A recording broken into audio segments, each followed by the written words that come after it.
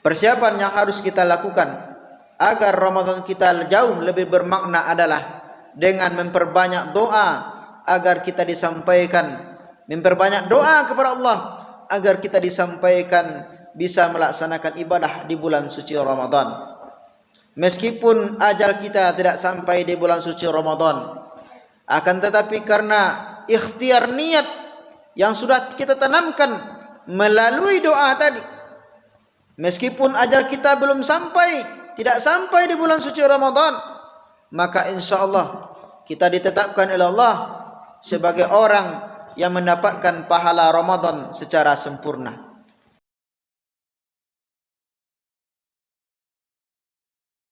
Alhamdulillahi Rabbil Alamin,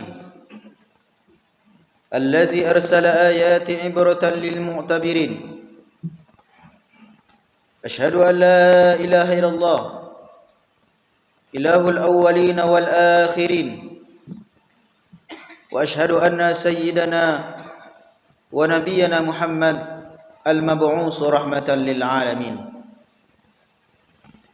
Allahumma fasalli wa sallim wa barik ala hadha an-nabiyil karim wa ala alihi wa sahbihi ajma'in. Amma ba'du, fa ya ibadallah, usikum wa nafsi bitaqwallah, faqad fazal muttaqun. Wa qala Allah ta'ala fil Qur'anil Karim, wa huwa asdaqul qailin. A'udzu billahi minasy syaithanir rajim. Bismillahirrahmanirrahim. Ya ayyuhalladzina amanu kutiba alaikumus shiyam kama kutiba alal ladzina min qablikum la'allakum tattaqun. Shadaqallahul azim wa sadaqa rasuluhul karim wa nahnu ala zalika minasy syahidin. Bapak-bapak, saudara kaum muslimin sidang jamaah Jumat yang dimuliakan oleh Allah, di antara keutamaan yang Allah berikan kepada umat Nabi Muhammad sallallahu alaihi wasallam adalah karena ibadah yang dilakukan oleh umat Nabi Muhammad jauh lebih baik daripada ibadah umat-umat terdahulu. 5 kali ibadah solat yang dilakukan oleh umat Nabi Muhammad kualitasnya sama dengan 50 kali kualitas solatnya umat-umat terdahulu. Manakala umat terdahulu memiliki syariat puasa, maka Allah Subhanahu wa ta'ala juga menurunkan satu ayat kepada kita, yang manakala ayat itu diturunkan langsung memberikan kualitas puasa yang jauh lebih dahsyat, jauh lebih baik dari kualitas puasanya umat-umat terdahulu. Di dalamnya ada ampunan. Ketika seseorang memohon ampun dengan betul-betul, dengan sebenar-benarnya kepada Allah Subhanahu wa ta'ala, maka Allah ampunkan, maka Allah ampuni seluruh dosanya, baik juga dosa yang telah berlalu. Di dalamnya juga ada rahmat, yang ketika kita melaksanakan ibadah dilipat gandakan pahalanya oleh Allah Subhanahu wa ta'ala. Dan di dalamnya juga ada malam Lailatul Qadar, malam yang lebih baik daripada 1000 bulan. Ma'asyiral muslimin rahimakumullah. Di dalam sebuah hadis yang diriwayatkan oleh Imam Al-Bukhari, nomor hadis 1899, Rasulullah sallallahu alaihi wasallam bersabda, "Iza jaa Ramadan futihat abwabul jannah." Apabila telah datang bulan suci Ramadan, maka Allah bukakan seluruh pintu-pintu surga. Kalau pintu surga telah Allah bukakan, maka rahmat dari Allah Subhanahu wa ta'ala akan berbondong-bondong turun ke bumi ini kaum muslimin. Dan rahmat Allah meliputi segala hal. Kesehatan adalah rahmat Allah. Kita diberikan rezeki yang berlimpah adalah rahmat Allah. Bahkan kelancaran di dalam aktivitas juga merupakan rahmat Allah Subhanahu wa taala. Kemudian lanjutan hadisnya, wa ghuliqat abwabun nar, dan Allah kunci seluruh pintu-pintu neraka. Wa sufidatis syayatin, dan para syaitan akan dibelenggu oleh Allah Subhanahu wa taala. Ternyata kaum muslimin yang dimuliakan Allah, Allah Subhanahu wa taala sengaja mengkondisikan bulan suci Ramadan ini untuk kita kaum muslimin, agar bisa nyaman untuk beribadah, agar bisa merasakan kenikmatan dalam melaksanakan ibadah di bulan suci Ramadan ini. Artinya di bulan suci Ramadan umat Islam akan berbondong-bondong menghidupkan hari-harinya dengan ibadah, menghidupkan malam-malamnya dengan solat malam. Maka kalau orang sudah sibuk dengan ibadah, maka kemaksiatan akan menurun sehingga nafsu akan menjadi tertekan.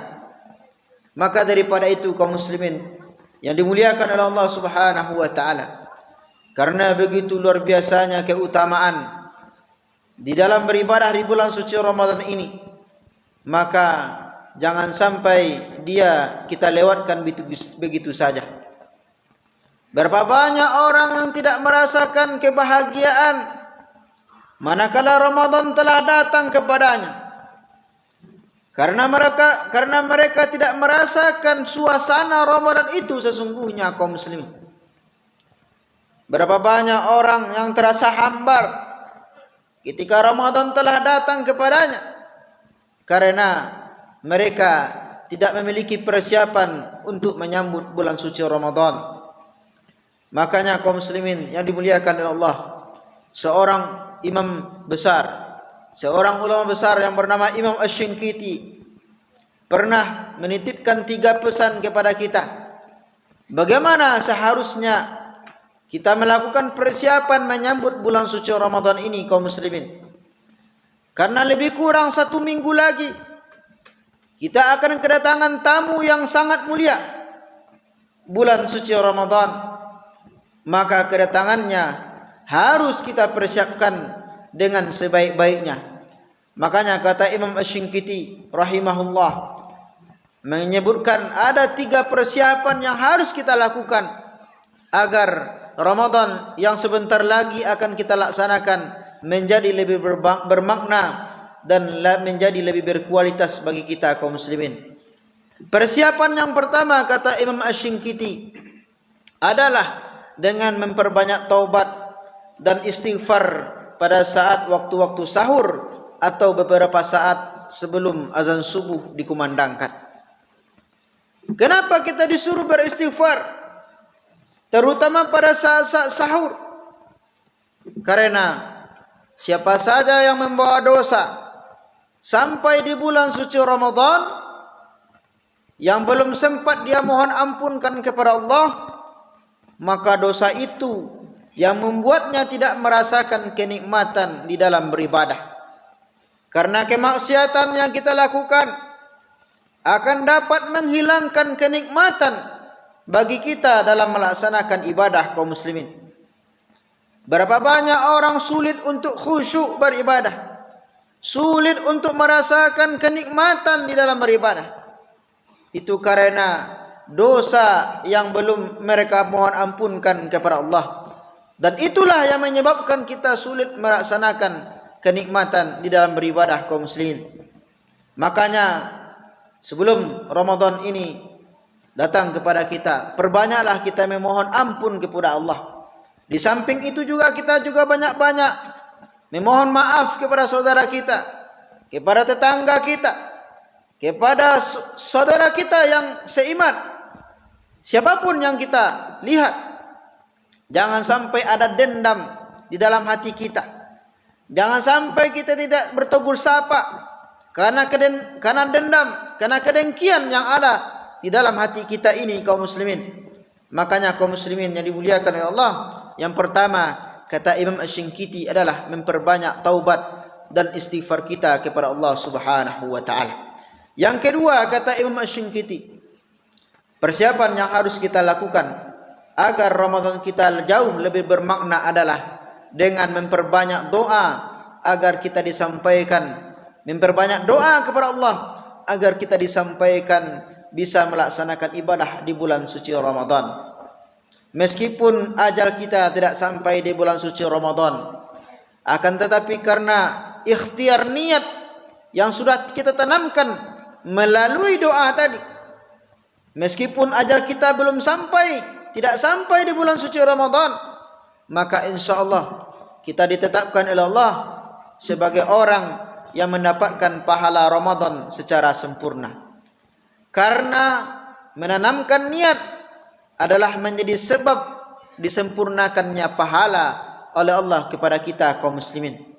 Dalilnya di dalam sebuah hadis yang diriwayatkan oleh Imam Ibnu Majah, Rasulullah sallallahu alaihi wasallam bersabda, "Man ata ila firashihi," barang siapa yang sudah berniat tengah malam untuk dia bangun melaksanakan salat tahajud, wa yanwi ay yusalliya minal lail, dia berniat untuk melaksanakan salat tahajud, fa ghalabat ainahu hatta yusbiha, akan tetapi ternyata dia tidak terbangun, ternyata dia tertidur dan tidak dapat melaksanakan salat tahajud, kata Rasul, kutibalahu ma nawa, dia tetap bisa mendapatkan pahala ibadah salat tahajud secara sempurna. Makanya kaum muslimin yang dimuliakan oleh Allah Subhanahu wa taala, para sahabat senantiasa meminta kepada Rasulullah agar berita tentang kedatangan Ramadan itu disampaikan 6 bulan sebelum Ramadan itu datang kaum muslimin. Karena mereka ingin melakukan persiapan, ingin mempersiapkan niat mereka agar meskipun ajal mereka tidak sampai, tapi karena niat sudah mereka tanamkan, itulah menjadi asbab bagi Allah memberikan kepada mereka pahala ibadah Ramadan secara sempurna. Ma'asyiral muslimin rahimakumullah. Kemudian yang ketiga kaum muslimin, persiapan yang harus kita lakukan agar Ramadan menjadi lebih bermakna adalah dengan mempersiapkan ilmu seputar Ramadan. Semakin baik ilmu kita tentang suatu ibadah, maka akan semakin baik pula kualitas ibadah yang kita lakukan itu kaum muslimin. Berapa banyak orang yang melewatkan hari-hari di bulan suci Ramadan tanpa diisi dengan ibadah, tanpa diisi dengan membaca Al-Quran, tanpa diisi dengan menghidupkan malam dengan solat malam, karena mereka tidak tahu ilmu seputar Ramadan itu kaum muslimin. Mereka tidak tahu keutamaan beribadah yang mereka lakukan itu kaum muslimin. Sebagai contoh kaum muslimin, ibadah puasa yang kita lakukan di bulan suci Ramadan, keutamaannya itu sangatlah besar kaum muslimin. Karena satu-satunya ibadah yang langsung Allah balas pahalanya adalah ibadah puasa. Di dalam sebuah hadis qudsi diceritakan bahwasanya ibadah yang kita lakukan itu seluruhnya itu dibatasi pahalanya sekitar antara 10 kali lipat sampai 700 kali lipat, kecuali hanya ibadah puasa. Kata Allah Subhanahu wa taala di dalam hadis qudsi, kenapa? Fa innahu li wa ana ajzi bih. Karena ibadah puasa yang kita lakukan itu untuk Allah dan Allah sendiri yang akan membalasnya. Maka para ulama berdasarkan hadis qudsi ini berpendapat bahwasanya pahala ibadah puasa itu jauh lebih besar dan tidak bisa ditandingi oleh pahala ibadah-ibadah yang lain, karena Allah sendiri yang langsung memberikan pahalanya, yang akan langsung memberikan balasannya. Kenapa begitu besar pahala ibadah puasa ini kaum muslimin? Di dalam lanjutan hadis qudsinya, Allah Subhanahu wa taala mengatakan, taraka syahwatahu wa ta'amahu wa syarabahu min ajli. Mereka meninggalkan syahwatnya, meninggalkan makanannya, meninggalkan minumnya karena mengharapkan ridhoku, kata Allah Subhanahu wa taala. Makanya kaum muslimin, begitu besarnya pahala ibadah puasa dibandingkan ibadah-ibadah yang lain. Ma'asyiral muslimin rahimakumullah, di samping keutamaan secara ukhrawi dari dalam ibadah puasa ini, juga akan kita dapatkan keutamaan secara duniawi kaum muslimin.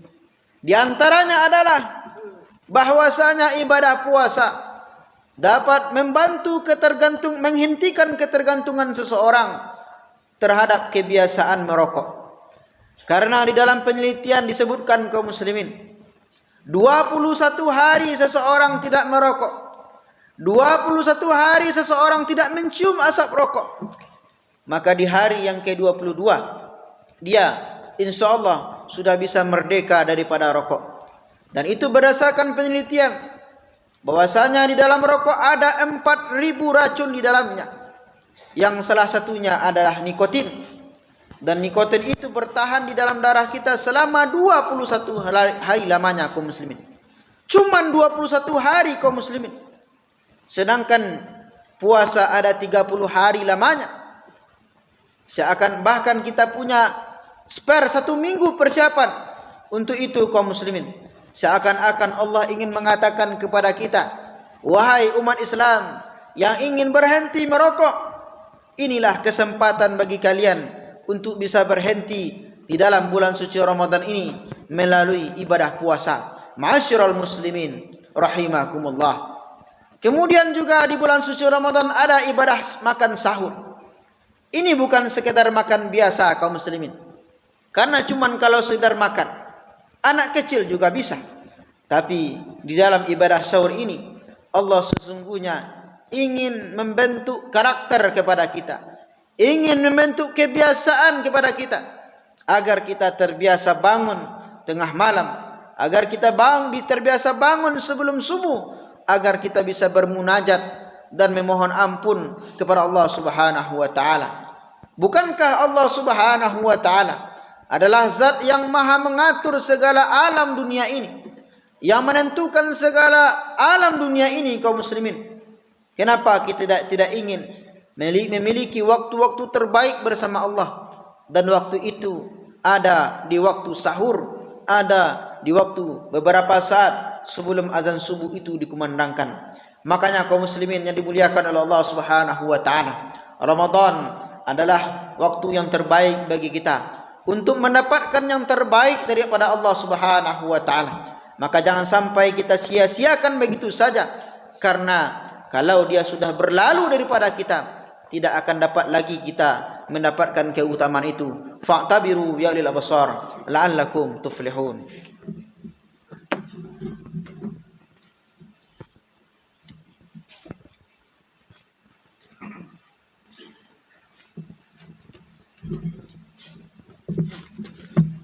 Alhamdulillah wa kafa, wassalatu wassalamu ala sayyidil mustafa wa ala alihi wa sahbihi ala sidiki wal wafa. Ashhadu an la ilaha illallah wahdahu la syarika lah, wa ashhadu anna sayyidana wa nabiyyana Muhammad sallallahu alaihi wasallam. Allahumma fassalli wa sallim wa barik ala hadzal nabiyil karim wa ala alihi wa sahbihi ajma'in. Amma ba'du, fa ya ibadallah, ittaqullaha haqqa tuqatih wa la tamutunna illa wa antum muslimun. Wa qala Allah ta'ala fil Qur'anil Karim wa huwa asdaqul qailin. A'udzu billahi minasy syaithanir rajim. Bismillahirrahmanirrahim. Wal 'asr innal insana lafi khusr illa alladhina amanu wa 'amilus shalihat wa tawasaw bil haqq wa tawasaw bis sabr. Shadaqallahul azim. Innallaha wa malaikatahu yusalluna 'alan nabi. Ya ayyuhalladzina amanu sallu 'alaihi wa sallimu taslima. Allahumma salli 'ala Muhammad wa 'ala ali Muhammad kama sallaita 'ala Ibrahim wa 'ala ali Ibrahim wa barik 'ala Muhammad wa 'ala ali Muhammad kama barakta 'ala Ibrahim wa 'ala ali Ibrahim fil alamin innaka Hamidum Majid. Allahumma ighfir lil muslimina wal muslimat wal mu'minina wal mu'minat al ahya'i minhum wal amwat innaka sami'un qaribun mujibud da'wat ya qadiyal hajat. Allahumma aslih lana dinana alladhi huwa ismatu amrina wa aslih lana dunyana allati fiha ma'ashuna wa aslih lana akhiratana allati fiha ma'aduna waj'alil hayata ziyaratan lana fi kulli khair waj'alil mauta rahatan lana min kulli syarr. Allahumma ballighna Ramadan, Allahumma ballighna Ramadan, Allahumma ballighna Ramadan, Allahumma ja'al hadzal Ramadan Ramadan khairan minna, khairur Ramadan ilaina, khairur Ramadan ilaina. Ya Allah, Ya Rahman, Ya Rahim, Ya Mujibas Sa'ilin. Rabbana hab lana min azwajina wa zurriyyatina qurrata a'yun waj'alna lil muttaqina imama. Rabbana atina fid dunya hasanah wa fil akhirati hasanah wa qina adzaban nar. Ibadallah, innallaha ya'muru wa ita'izil qurba wa yanha 'anil fahsya'i wal munkar wal baghi ya'izukum la'allakum tadhakkarun wa la dzikrullahi akbar. Aqimis shalah.